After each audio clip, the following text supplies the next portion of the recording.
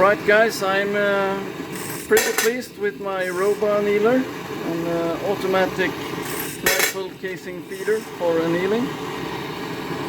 And let me just pause this so I can hear myself talking at least.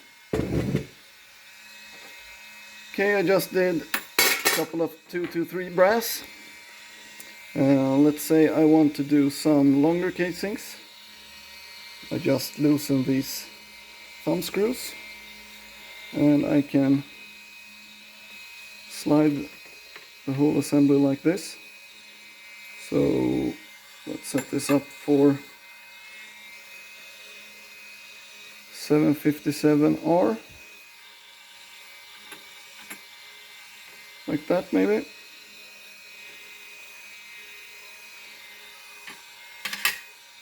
Load them up.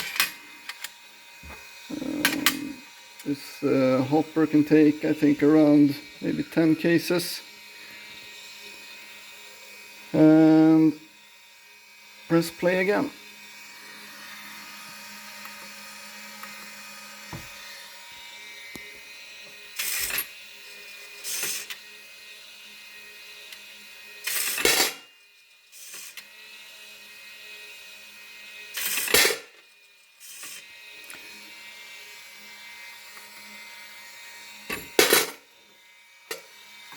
This should be able to take anything up to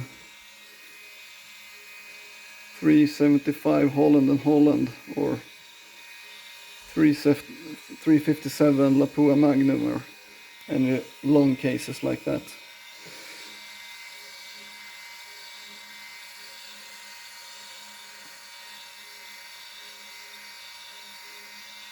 The key components of this design is, of course, that there are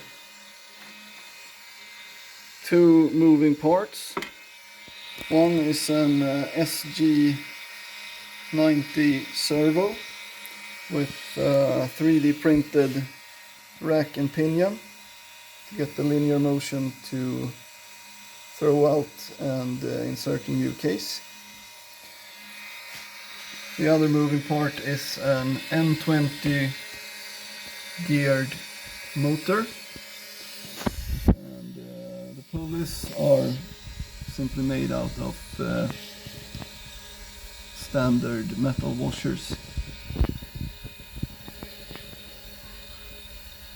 Since the rubber drive belt can't take the heat very well, I have quite long shafts back towards the motor, so any heat would radiate off, so this part will never be hot to the touch.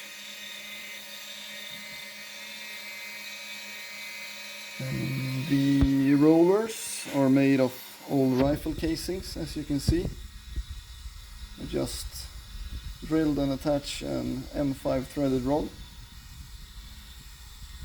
There are flange type bearings in both ends.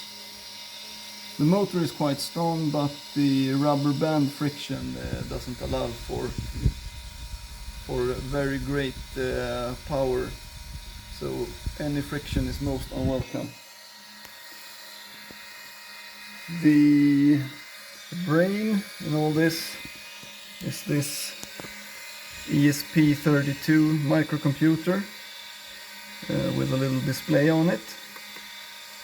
So in the auto mode I can set how many seconds between feeding casings.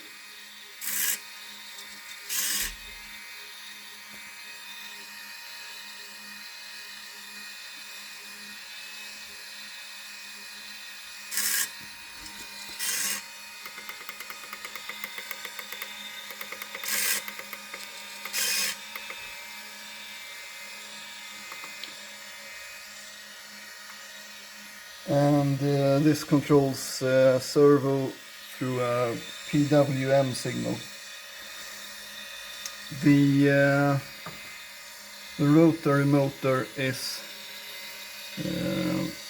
pretty dumb, so to speak, but there is a potentiometer here, so I can adjust the speed. The motor is around 25 RPMs from factory. Oh, sorry. But I can turn it between roughly 15 and 30 using the potentiometer. So slower, faster. I'm not sure this is showing very well on the camera. You probably hear the sound of the motor better than you see the rotation. There is also a small fan in here under the feeding tray to keep the feeding tray cool. This is because the servo bracket is 3D printed plastic, so in the beginning I was quite concerned about the feeding tray and this part getting hot. I'm not so sure anymore. Since the length is adjustable, the flame never really gets close to the feeding tray. But hey, the fan is there, and I'm just gonna keep it like that. If I build another one, and a better one of these, I will probably use some kind of stepper motor instead, so I don't have to worry about this kind of small plastic parts close to the flame.